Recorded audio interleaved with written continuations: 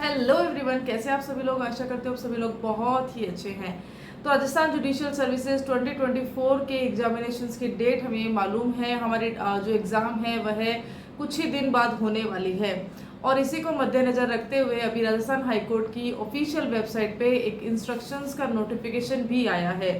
आप सभी ने वो इंस्ट्रक्शन नोटिफिकेशन देखा होगा, अच्छे से केयरफुली रीड करा होगा। लेकिन अगर केयरफुली उसको रीड नहीं किया है तो मैं आपको यहाँ पर उन जो इंस्ट्रक्शंस है उसके बारे में बताऊंगी।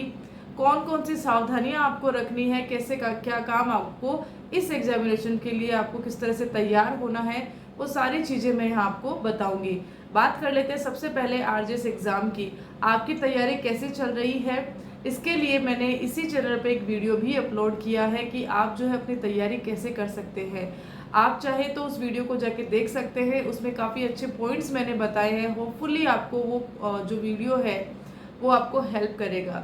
Let's start with the instructions. हम इंस्ट्रक्शंस की बात करते हैं। सबसे पहले बात करते हैं एडमिट कार्ड की। आपका एडमिट कार्ड आ चुका है, आपको मालूम है कि आपका सेंटर है वह कौन सी जगह पर है। अभी तक आपने जो है इसको डाउनलोड किया है। बाकी कुछ स्टूडेंट्स ने इसकी जो है प्रिंट आउट भी निकाल लिया है, लेकिन कहीं अगर आपने इसका प्रिंट आउट नहीं निकाला है और आप एग्जामिनेशन के डेट तक इसका प्रिंट आउट नहीं निकाल पाते हैं और एग्ज़ाम देने चले जाते हैं तो आप ये गलती मत कीजिएगा। आप जो है अपने एडमिट कार्ड का जो प्रिंट आउट है वह पहले निकाल के रखिएगा। ये बहुत इंपॉर्टेंट है। यहाँ पे स्पेसिफिक बताया है कि अगर आप अपने प्रिंट आउट के बगैर यहाँ पे आते हो तो आपको एग्जामिनेशंस के लिए जो है आपको एग्ज़ाम नहीं देने दिया जाएगा। इस तरह के इंस्ट्रक्शंस भी यहाँ पे इस नोटिफिकेशन में बताए गए हैं। दूसरा सबसे इम्पॉर्टेंट इंस्ट्रक्शन है वह यह है कि आपकी जो ओरिजिनल आईडी प्रूफ है उसको आपको लेके आना है, साथ ही उसकी जेरोक्स कॉपी भी आपको लेके आना है।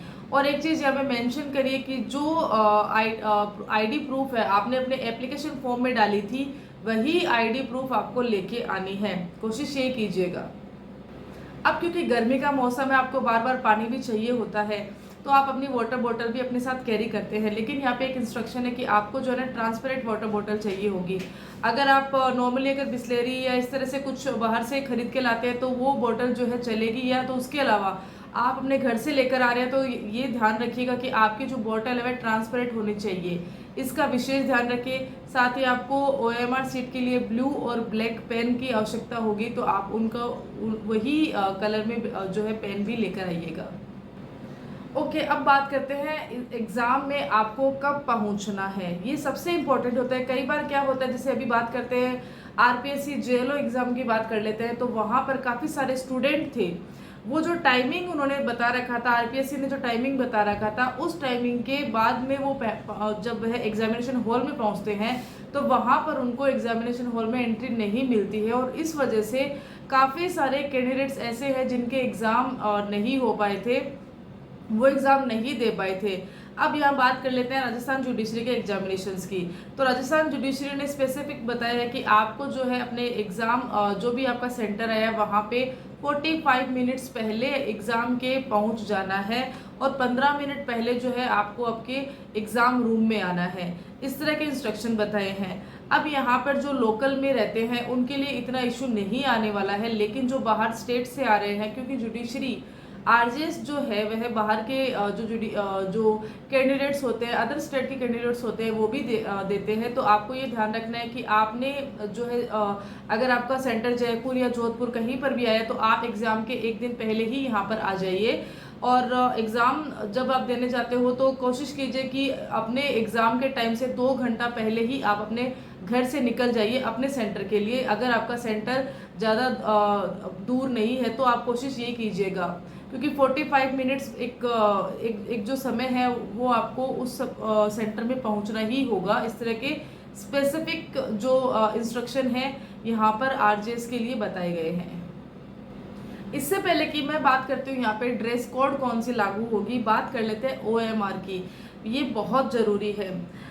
ओएमआर सीट को लेके जो इंस्ट्रक्शन है वह आप जो है जो केयरफुली रीड करिए, उसको केयरफुली रीड करना है। यहाँ पर मैं आपको थोड़ा बहुत बता देती हूँ कि आपकी जो ओएमआर सीट आपको मिलती है, देखना कि वह कहीं भी फटी हुई ना हो, कुछ चीज़ मिसप्रिंट ना हो। इस तरह से आपको खुद को ये चीज़ चेक करनी है।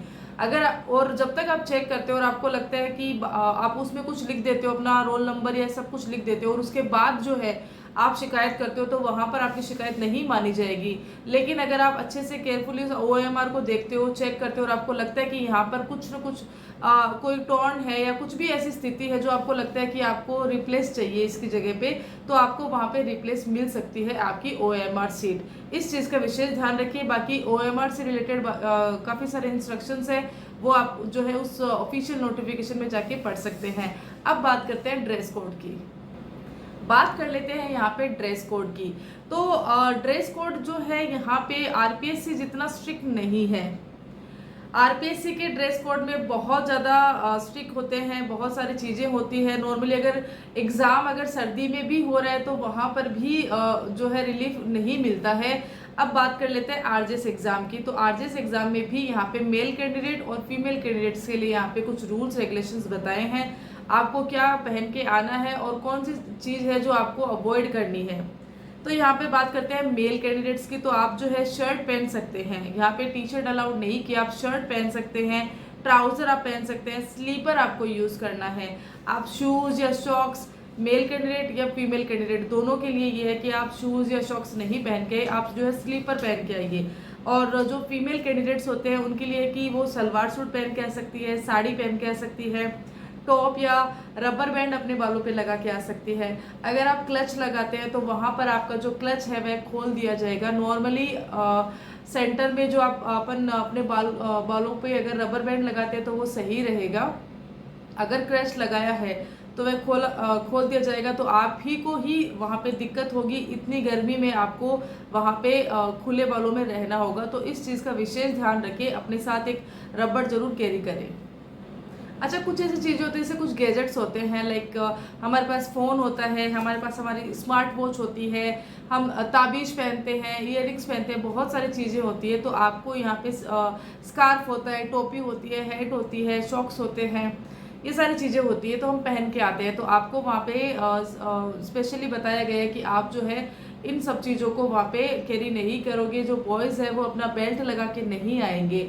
अब बात होती है कि बाहर से आने वाले जो स्टूडेंट्स होते हैं उनका एक क्वेश्चन रहता है कि उनके पास काफ़ी सारी चीज़ें होती है, पर्स होता है, उनका फ़ोन होता है, तो उनके लिए सेफ्टी कहाँ पे है। तो जिस भी सेंटर में आप जाते हो वहाँ उस सेंटर में आपको ये सुविधा दी जाती है कि आप जो है ना अपना सामान वहाँ पे जमा करवा सकते हो एग्ज़ाम के ड्यूरेशन में।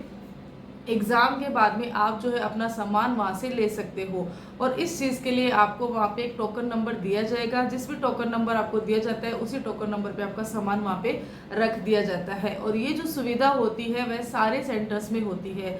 आप इसके लिए स्पेशली वहाँ पे पूछ सकते हैं। आप अगर आपके पास अपना सामान है, अगर आपको लगता है कि आपको आपका सामान वहाँ पे रखना है, एग्ज़ाम हॉल में, एग्ज़ाम रूम में आप नहीं लेके जा सकते, तो इस चीज़ का विशेष ध्यान देना। तो ये थे कुछ ज़रूरी इंस्ट्रक्शन जो राजस्थान हाईकोर्ट ने अपनी ऑफिशियल वेबसाइट पे ये नोटिफिकेशन दिया है हमें, ताकि हम इसको केयरफुली रीड करें और इस इंस्ट्रक्शंस के साथ ही जो कैंडिडेट्स आते हैं वही ये एग्ज़ाम दे पाएंगे। और जो कोई इन इंस्ट्रक्शंस को नहीं मानता है और एग्ज़ाम के लिए आता है, उनको एग्ज़ाम नहीं दिया जाएगा। तो ये था एक छोटा सा वीडियो इंस्ट्रक्शंस के रिगार्डिंग।